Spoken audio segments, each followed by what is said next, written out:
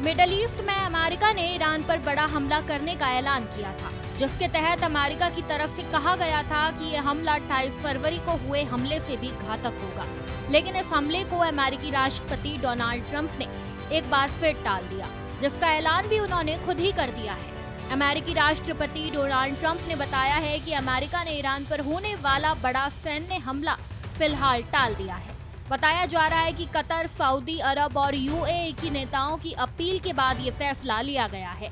हालांकि ट्रंप ने साफ चेतावनी भी दी है कि अगर बातचीत विफल होती है तो अमेरिका कभी भी फुल स्केल अटैक कर सकता है।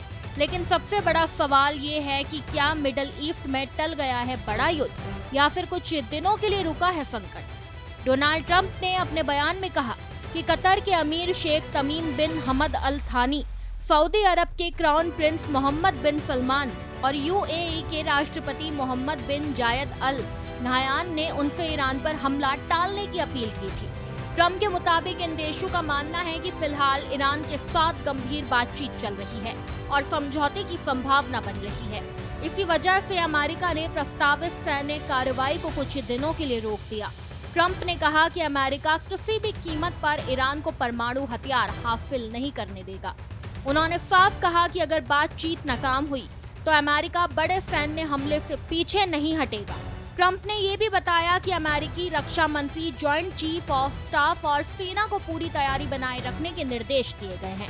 यानी युद्ध का खतरा अभी पूरी तरह टला नहीं है। रिपोर्ट्स के मुताबिक पाकिस्तान ने ईरान की तरफ से एक नया 14 पॉइंट शांति प्रस्ताव अमेरिका तक पहुंचाया है। ईरान के विदेश मंत्रालय ने भी इसकी पुष्टि की है।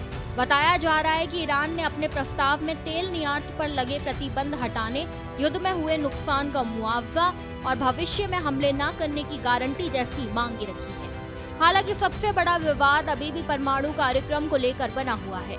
अमेरिका चाहता है कि ईरान अपने न्यूक्लियर प्रोग्राम को अंतर्राष्ट्रीय निगरानी में रखे और परमाणु हथियारों की दिशा में आगे ना बढ़े।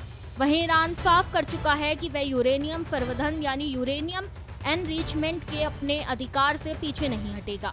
इसी बीच ईरान राष्ट्रपति मसूद पेजेश्कियन का भी बड़ा बयान सामने आया है। उन्होंने कहा कि बातचीत का मतलब आत्मसमर्पण नहीं होता।